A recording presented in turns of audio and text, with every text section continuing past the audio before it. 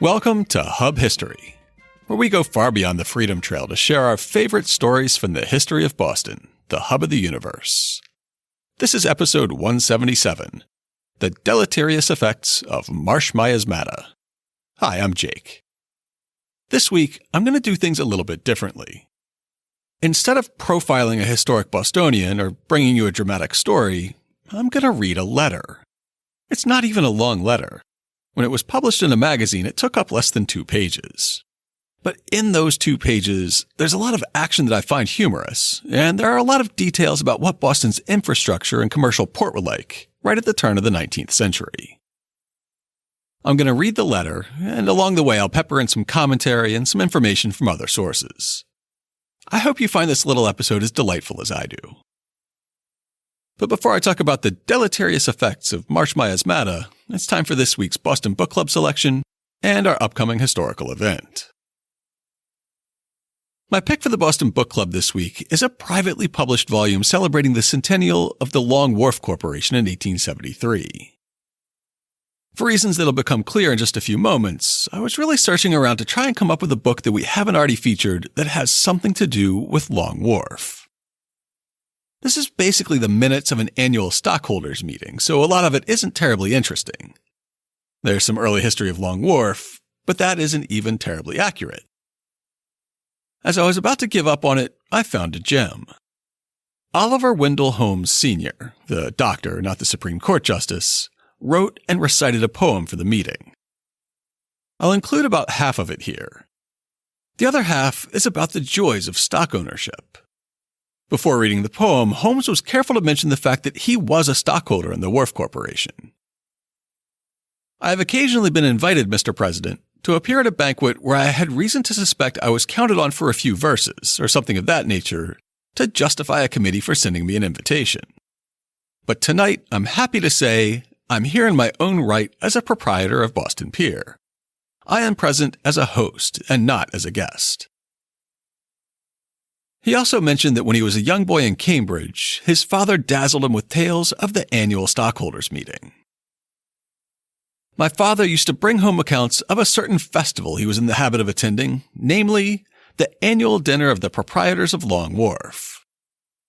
These dinners were given, if I remember right, at the Exchange Coffee House, and probably were such as did credit to the establishment, for it was a point to have the first salmon of the season on the table. And the accounts brought back from them excited not a little my boyish admiration and appetite. I'm not sure exactly how true that is, but it certainly would have ingratiated him with the corporate officers hosting the evening's festivities. Here are the bits of his poem that are actually about Long Wharf.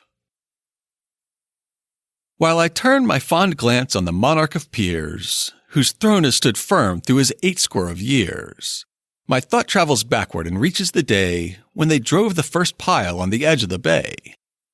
See the joiner, the shipwright, the smith from his forge, the redcoat who shoulders his gun for King George, the shopman, the prentice, the boys from the lane, the parson, the doctor with gold-headed cane, come trooping down King Street where now may be seen the pulleys and ropes of a mighty machine. The weight rises slowly, it drops with a thud, and lo, the great timber sinks deep in the mud. They are gone, the stout craftsmen that hammered the piles, and the square-toed old boys and the 3-cornered tiles. The breeches, the buckles have faded from view, and the parson's white wig and ribbon-tied queue.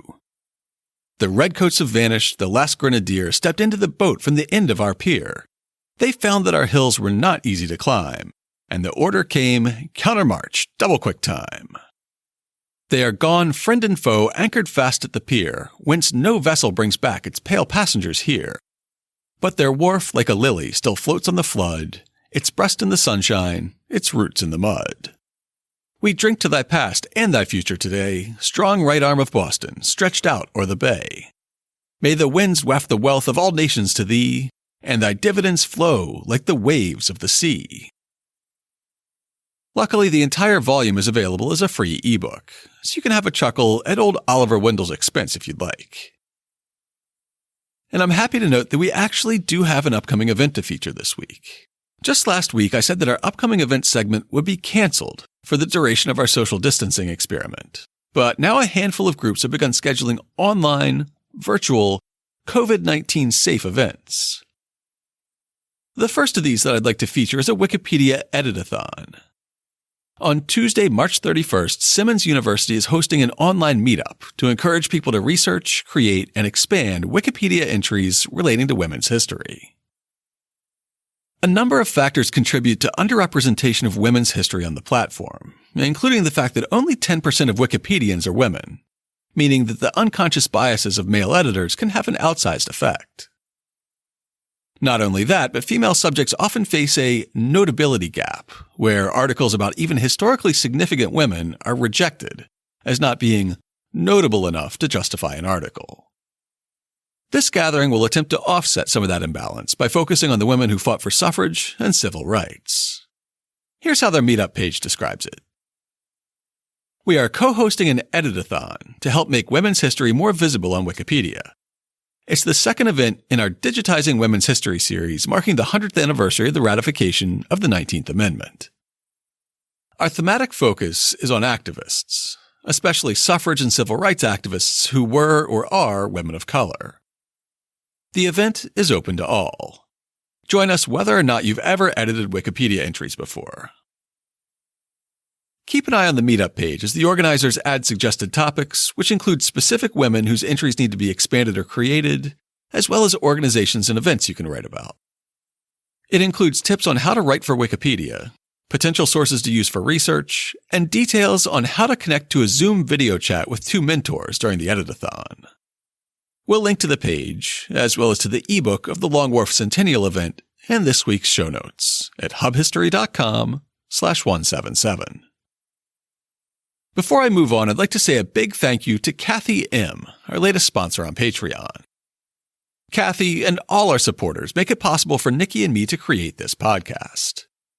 Their support of $2, $5, or even $10 a month means that we can pay for podcast media hosting, website hosting and security, and online audio processing tools to make sure we sound our best. If you're not yet supporting the show and you're curious, check out our support tiers and rewards at patreon.com/hubhistory or by visiting hubhistory.com and clicking on the support link. Thanks again to all our new and existing supporters. Now it's time for this week's main topic. Like I said, our show this week is all based on one brief letter that was only about 2 pages long. This letter appeared in Volume 2, Part 2 of the Memoirs of the American Academy of Arts and Sciences, published in 1804. The American Academy of Arts and Sciences is a learned society that was founded by John Adams in 1780 and still continues today. After studying the American Philosophical Society based in Philadelphia during his years in the Continental Congress, then studying the academic societies of Europe during his time as a diplomat, Adams became convinced that New England needed its own similar organization. He publicly floated the idea during a dinner at Harvard in August of 1779. A bill was introduced into the Massachusetts legislature in December, and it was passed in May of 1780. The organization was then chartered to promote and encourage the knowledge of the antiquities of America and of the natural history of the country, and to determine the uses to which the various natural productions of the country may be applied. To promote and encourage medical discoveries, mathematical disquisitions, philosophical inquiries and experiments, astronomical, meteorological, and geographical observations, and improvements in agriculture, arts, manufactures, and commerce, and, in fine, to cultivate every art and science which may tend to advance the interest, honor, dignity, and happiness of a free, independent, and virtuous people. The Academy's memoirs, which would later be published as The Proceedings, and in the 20th century as Deleterious, were first published in 1785, allowing learned authors to put papers recording their scientific observations and advances in front of like-minded readers.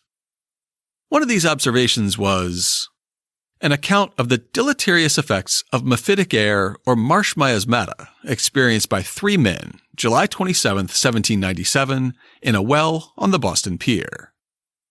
In a letter to the Reverend Joseph Willard, President of the University in Cambridge and Vice President of the American Academy of Arts and Sciences, by Reverend John Lathrop. Okay, so who are the players involved? The letter writer, Reverend John Lathrop, sometimes spelled Lothrop, was the pastor of Second Church. Second Church was a wooden congregational meeting house located in North Square in the North End, almost across the street from Paul Revere's house. Over the century or so before Lathrop took the pulpit, it was noteworthy as the congregation of the Mather family.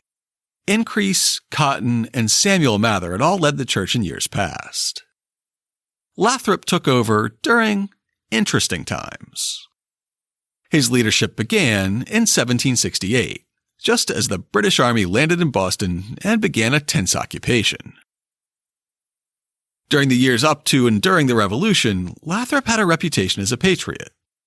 One of his most famous sermons was titled, "Innocent Blood Crying to God from the Streets of Boston," a sermon occasioned by the horrid murder of Messrs. Samuel Gray, Samuel Maverick, James Caldwell, and Crispus Attucks, with Patrick Carr, since dead, and Christopher Monk, judged irrecoverable, and several other badly wounded, by a party of troops under the command of Captain Preston on the 5th of March 1770, and preached the Lord's Day following.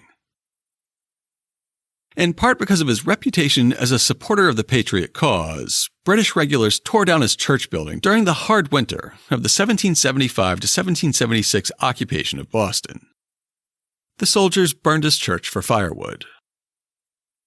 After the war, Lathrop remained in Boston, and he remained at the pulpit of the reconstructed Second Church until his death in 1816. The recipient of our letter was another congregational minister. Widely known as an academic and polymath, Joseph Willard was one of the charter members of the American Academy of Arts and Sciences in 1780, while Lathrop wasn't inducted until a decade later, in 1790. After receiving his education at Harvard and preaching at the First Congregational Church in Beverly, Willard was serving as the president of Harvard at the time our letter was written, a post he held from 1781 to 1804.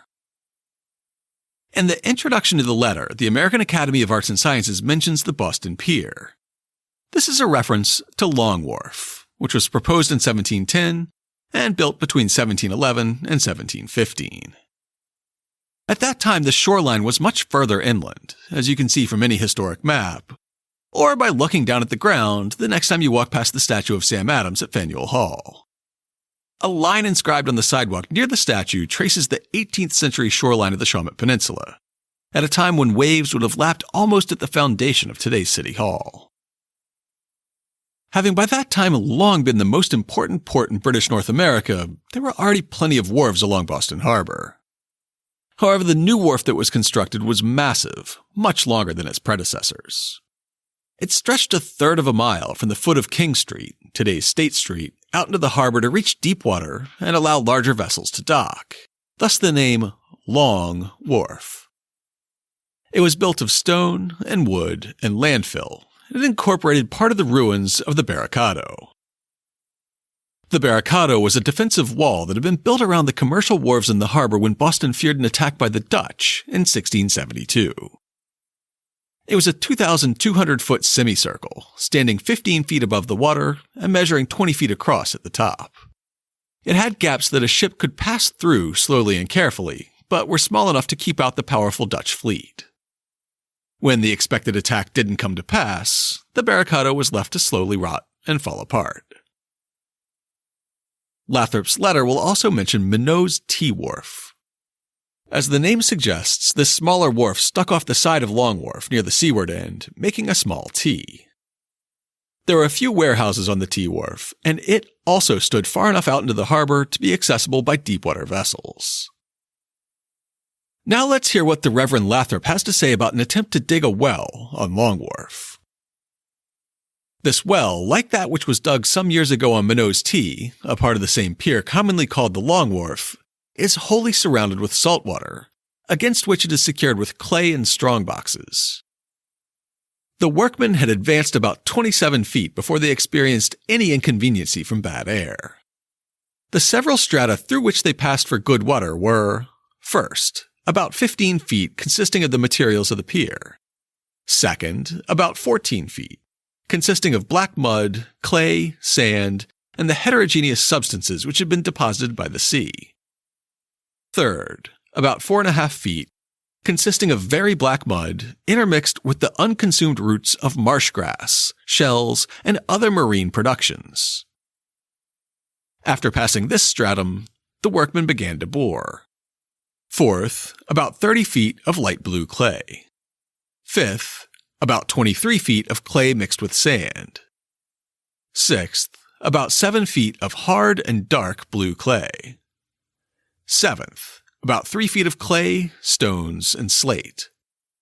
On the last stratum, the workmen used the drill, and having broke through the crust of slate, the water gushed up with great force and rose to about 12 feet from the surface, where it has stood ever since. So if it's not clear from the 18th century language of that description, a work crew was digging a freshwater well for drinking water on Long Wharf, a spot that's completely surrounded by the salt water of Boston Harbor. Digging by hand, they went down about 33 feet below the level of the pier, though the first 15 feet was just digging back out the fill that had been dumped in to create the wharf in the first place. Because they were well over 20 feet below water level, something like a caisson or retaining wall was built around their pit and sealed watertight with clay. Personally, if I was 30 feet in a hole under the harbor, I'd want a bit more protection from the sea than that, but that's how they did things back then. After the first 33 feet, the crew switched from digging to boring. At the time, a shallow well might be created by driving a metal pipe with a pointed, perforated well point into the ground, but this well went much too deep for that. From the bottom of the 33-foot pit, they drilled down over 60 more feet. The inaugural 1914 edition of the Journal of the Boston Society of Civil Engineers quotes a report from the proprietors of Long Wharf that goes into a bit more detail about how this part of the operation was carried out. At about 30 feet below the surface, they hit a dense layer of clay. A hand-dug shaft, about 4 feet in diameter, was sunk in the clay and lined with a stone curb to protect the well shaft, much like the wells you'd see in a movie. Then, they began to bore. We first made a hole in the bottom of the curb 10.5 inches in diameter, then bored into the clay 8 feet with an auger 10 inches in diameter. We then took a log 15 feet long and 10 inches in diameter with a hole through it of 5 inches in diameter, which we put into the hole at the bottom of the curb and drove it with a large iron weight 13 feet, leaving 2 feet above the bottom of the curb. Then with an auger 5 inches in diameter, bored through the hollow log 35 feet from the bottom of the well through pure clay. We then came to sand, from which we had a small quantity of fresh water.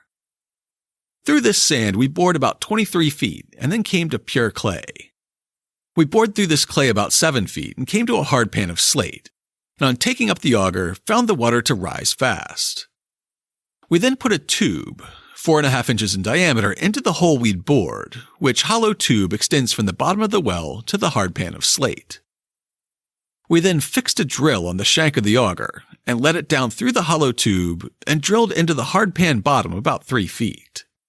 We found we had struck a spring affording an abundant supply of water. Finally, almost 100 feet below the surface of Long Wharf, the crew hit fresh water.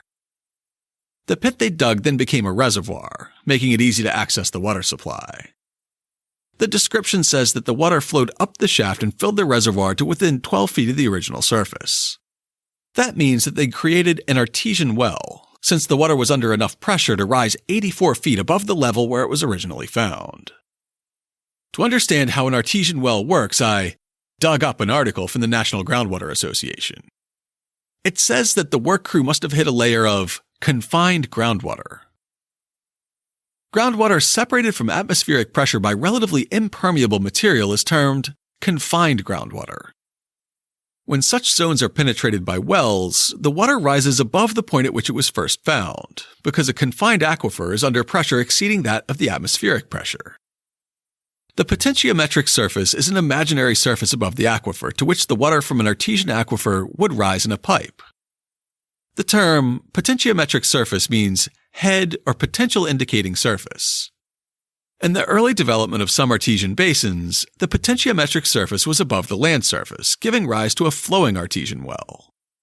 More commonly, the potentiometric surface is above the top of the artesian aquifer, but below the land surface. This type of well is referred to simply as an artesian well. 12 feet below the surface of the reservoir, the water stood at the potentiometric surface of the aquifer. We'll include a diagram from this article in the show notes to illustrate how a confined aquifer works.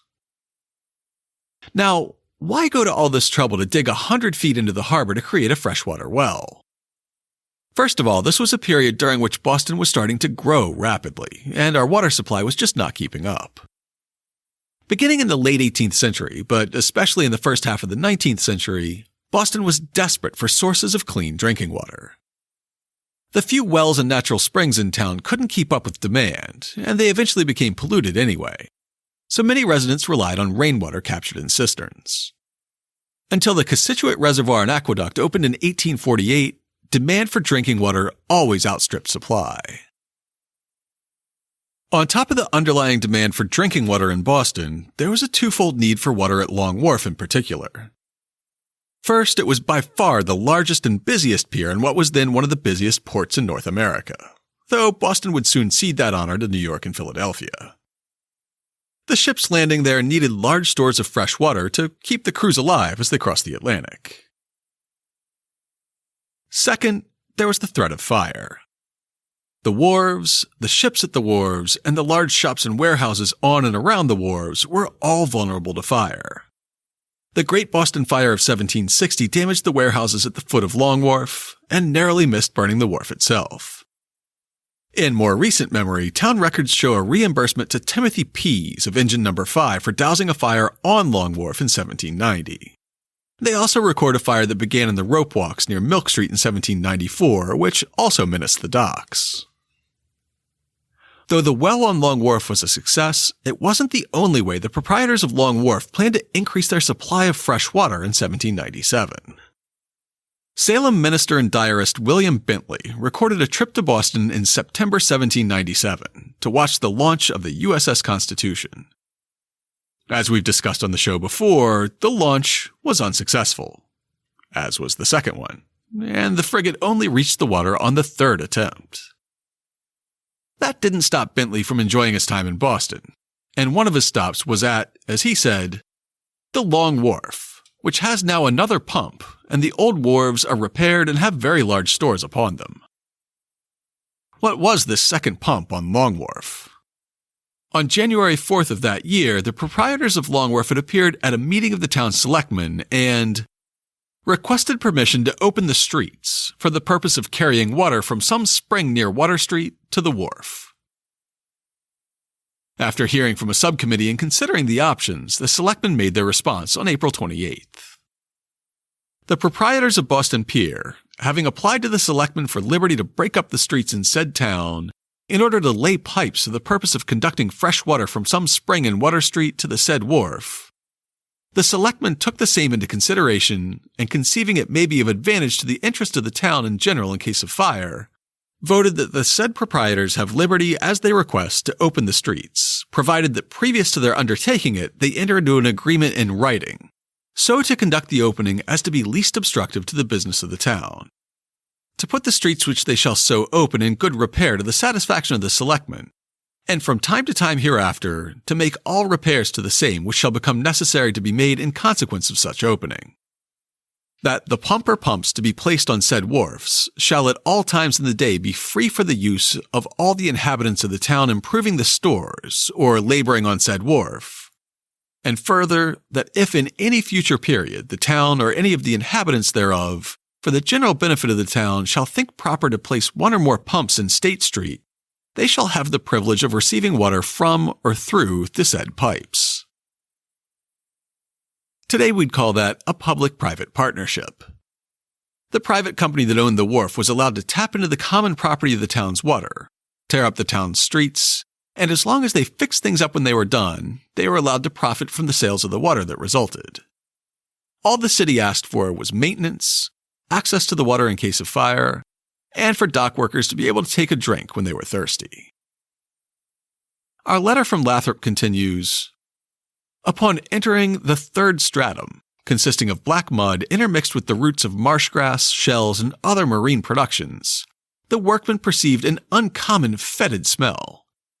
Faintness and difficulty of breathing succeeded, and to so great a degree that they left the well and could not be persuaded to go down again. Some hours later, a Mr. Tileston, the master workman, who was not present when the laborers experienced a difficulty of breathing and left the well, having occasion to measure the width at the bottom in order to fix a curb, insisted on being let down. He had been at the bottom but a few minutes before he was seen to fall and remain without motion. Quick update from the editing room. In the next sentence, I say the word soldiers, but I should have said the word workers. Sorry about that. Just to recap, the soldiers dug down into a layer of soil about 30 feet below the surface that was made up of swampy materials that hadn't fully rotted. That's not completely unexpected, as it was hermetically sealed, and without air or microbes, the process of decomposition would be suspended. There was a terrible smell at the bottom of the pit, and the workers had trouble breathing and began to feel dizzy. They climbed out, and they stayed out. Then, since either nobody warned him or he didn't listen, our Mr. Tileston went down into the pit to take some measurements, and he suddenly fell face first on the ground, and nobody was sure if he was alive or dead. At this point in the letter, despite having not read it for I'm sure 30 years, I was immediately reminded of Little House on the Prairie. Except for a spate of articles and podcasts in the past couple of years that exposed author Laura Ingalls Wilder as a supporter of far-right political causes, I haven't thought of the Little House books since my father used to read them to me at bedtime. Nevertheless, I was immediately reminded of a scene in the book that I've since learned is from Chapter 12. A neighbor named Mr. Scott is helping Ma and Pa dig a new well when the neighbor suddenly collapses at the bottom of the well. Pa immediately jumps down into the well, ties a rope around Mr. Scott, and then he and Ma haul him up to the surface. This part of the letter really strikes my fancy, because before long, the laborers would try something just like Pa Ingalls did. Lathrop recalls, his condition alarmed the other workmen, and one of them, whose name was Bunting, was let down with a small rope in his hand to pass about the body of Mr. Tileston in order to pull him up. But before Bunting was able to make the rope fast, he fell.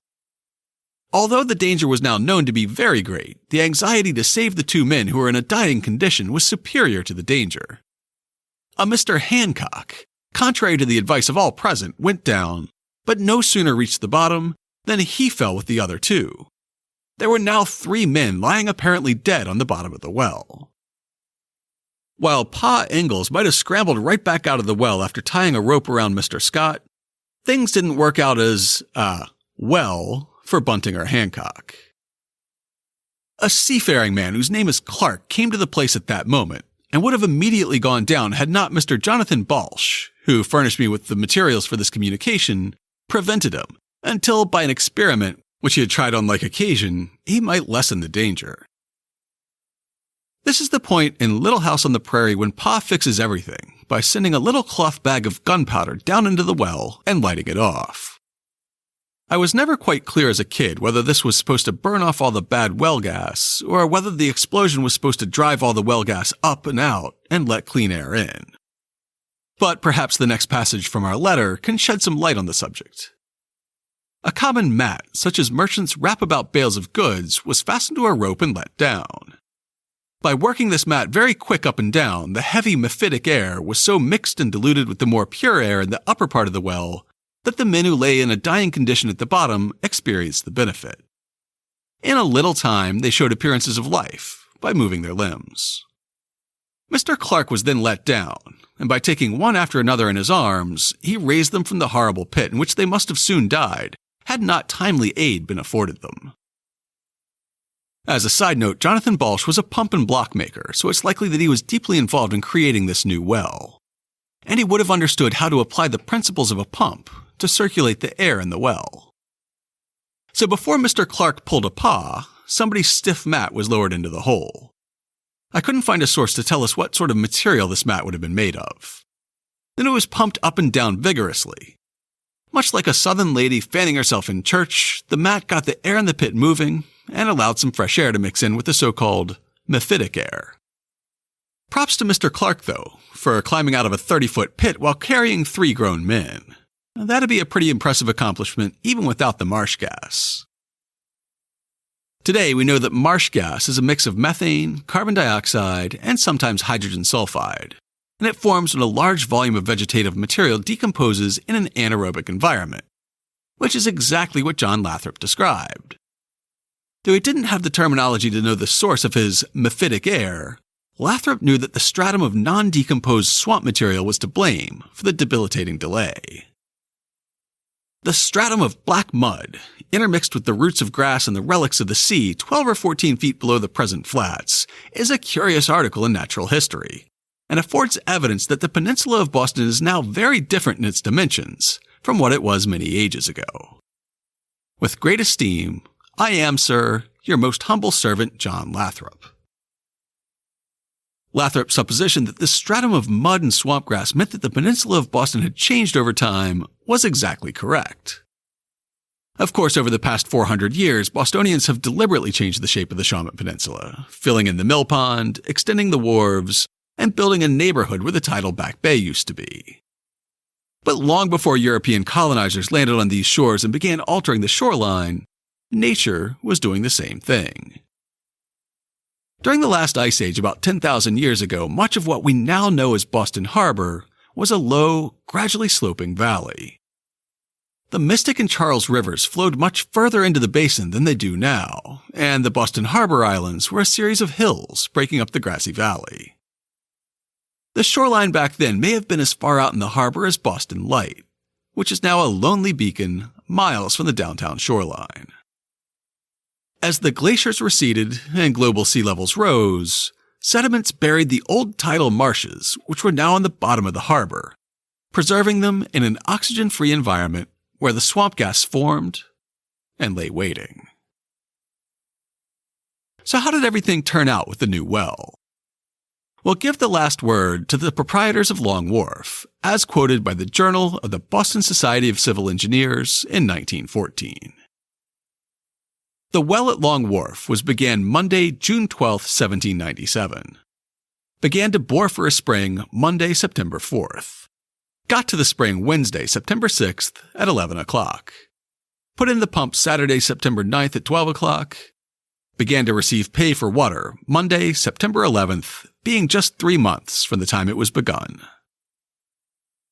The engineers included a note for the modern reader who might wonder what happened to the well at Long Wharf.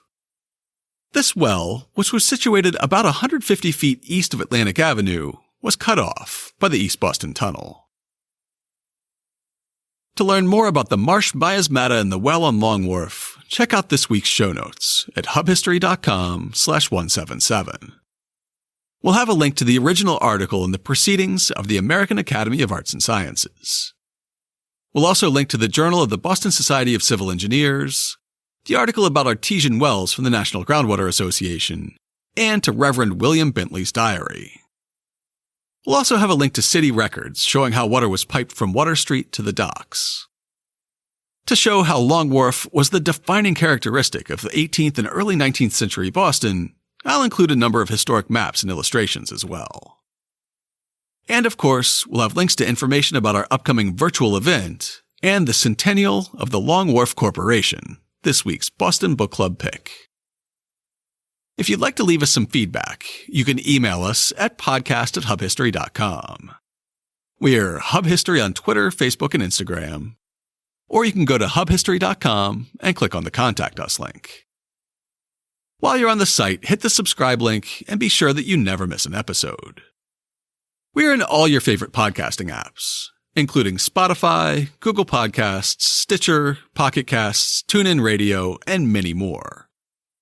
You can stream the show every Sunday night at 8 p.m. on bostonfreeradio.com. You can also listen on your favorite smart speaker.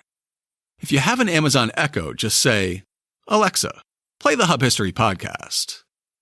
Or if you have a Google Home, you can say, "Hey Google, play the Hub History podcast."